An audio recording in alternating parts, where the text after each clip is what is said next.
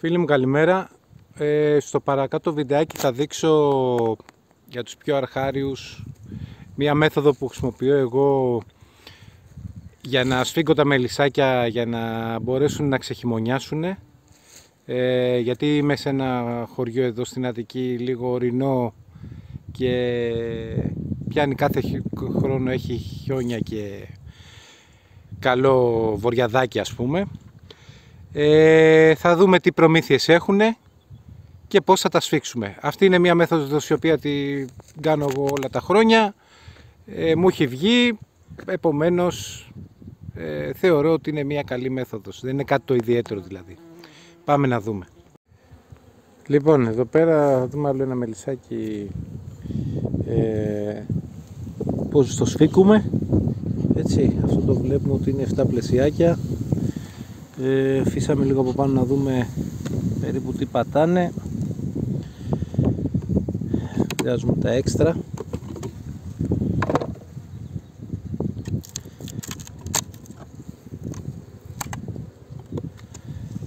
Να δούμε και τι προμήθειες έχει το μελισσάκι μας.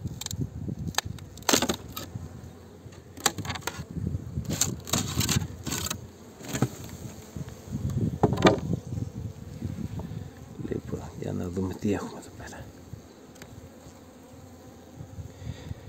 Βάζουμε με προσοχή το ξέστρο εδώ πέρα για να μην... γιατί άμα το βάλουμε οπουδήποτε αλλού λόγω της πρόπολης σπάνε αυτά εδώ πέρα. Επομένως το βάζουμε εδώ στη γωνίτσα. Λοιπόν, εδώ έχουμε μελάκι και λίγο γόνο. Είναι βαρύ το πλαίσιο.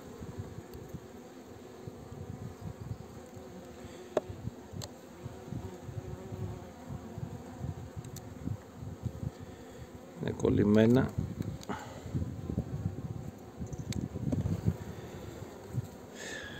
Και εδώ μελάκι, φρυδάκι αρκετό και γόνος. Έχει ωραίο γονάκι, βλέπουμε εδώ πέρα, είναι στρωτό.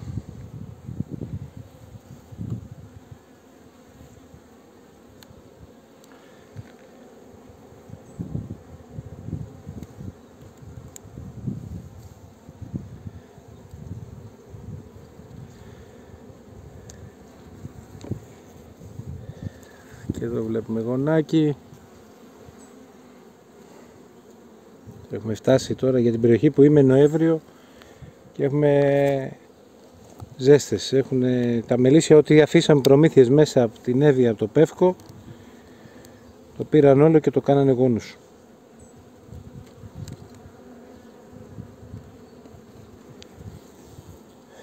Γόνο ανοιχτό και μελάκι, φρυδάκια.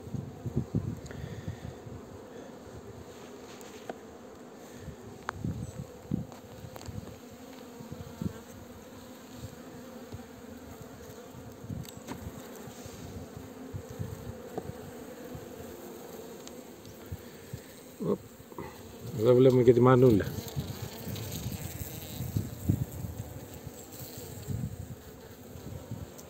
Λοιπόν,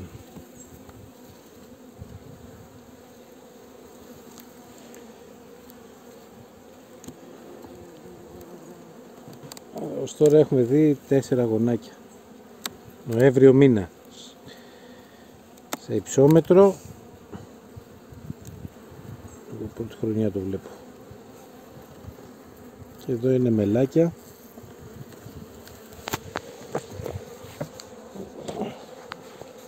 Δεν βολεύει τώρα γιατί είμαστε με το ένα χέρι.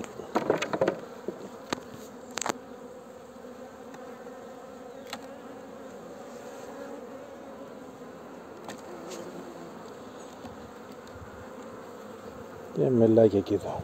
Λοιπόν, αυτό που θα κάνω σε αυτό το μελισσάκι είναι, για τώρα θα το αφήσω έτσι όπως είναι, γιατί θα σκάσουν οι γόνοι. Έχει 4,5 γόνους.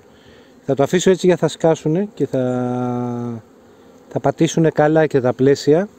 Μελάκι έχει, φρύδια και 2 πλάκες τσακριανές.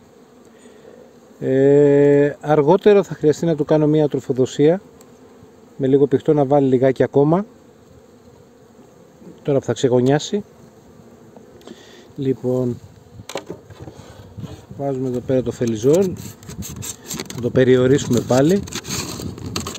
Και εγώ προσωπικά, όπως έχω πει και σε άλλα βίντεο, αφήνω τα υπόλοιπα πλαίσια μέσα να τα έχω εύκαιρα στην ανάπτυξη.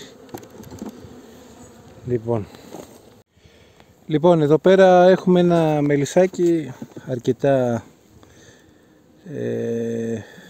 δυνατό, ας πούμε. Από ό,τι βλέπω πατάνε τα 8 πλαίσια πατάνε. Πάμε να δούμε λιγάκι τι προμήθειες έχουν και να δούμε τι θα κάνουμε. Εδώ πέρα βλέπουμε είχα βάλει φελιζόλ την προηγούμενη φορά και είχα αφήσει 8 πλαίσια και είχα βγάλει ένα απ' έξω, ας πούμε, που μου περίσσευε. Πάμε να δούμε τι γίνεται.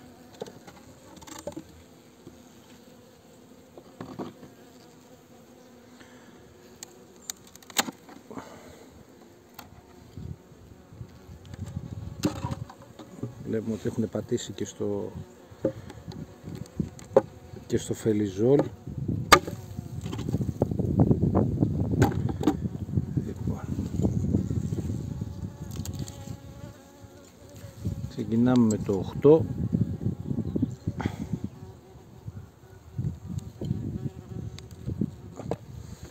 Έχουν κάνει προμήθειες μελάκι.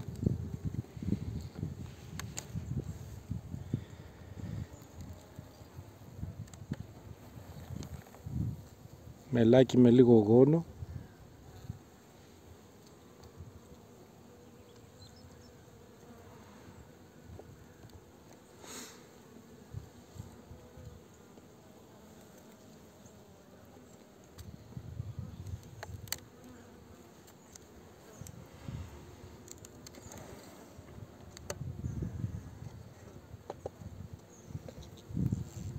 Μελάκι και εδώ με λίγο γόνο.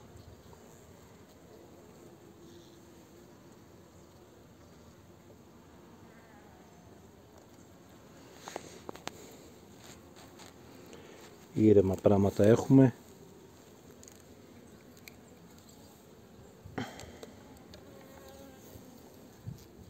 Μελάκι χειγόνο. Έχει καλές προμήθειες, από ό,τι βλέπουμε όλα έχουν φρυδάκια, είναι βαριά τα πλαίσια, δηλαδή είναι τουλάχιστον 1,5 κιλό.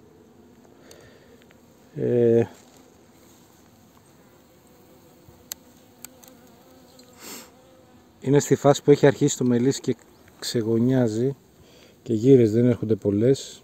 Να, εδώ βλέπουμε τώρα με γυρούλα, εδώ έχει γόνο ανοιχτό.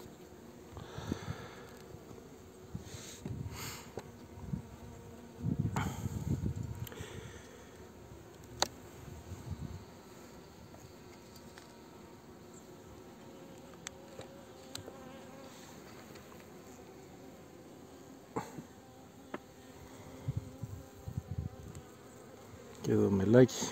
Εντάξει, από προμήθειες είναι πάρα πολύ καλά το μελισσάκι.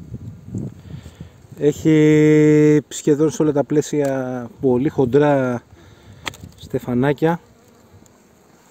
Έχουν βρει πριν και δούλευε και η κουμαριά αυτόν τον καιρό εδώ πέρα. Λοιπόν, εδώ έχει πολύ λίγο μελάκι. Επειδή έχει τα γονάκια δεν θα το σφίξω άλλο. Να σκάσουν και αυτοί οι γόνοι και θα το ξαναδώσω καμιά 10 μέρες για να, αν χρειαστεί, να του πάρω ένα πλαίσιο. Αλλά νομίζω το μελισσάκι είναι μια χαρά. Άρα το ξαναφέρνουμε όλο πίσω.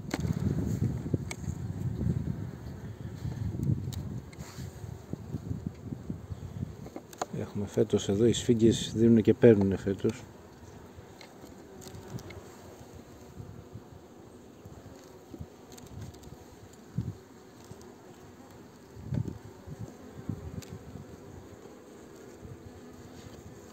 Πάλι ίδια διαδικασία, θα αφήσω εδώ τα πλαίσια. Αυτό κανονικά για το χειμώνα θα πρέπει τουλάχιστον να βγάλω ένα πλαίσιο τουλάχιστον, για να μην πω 2.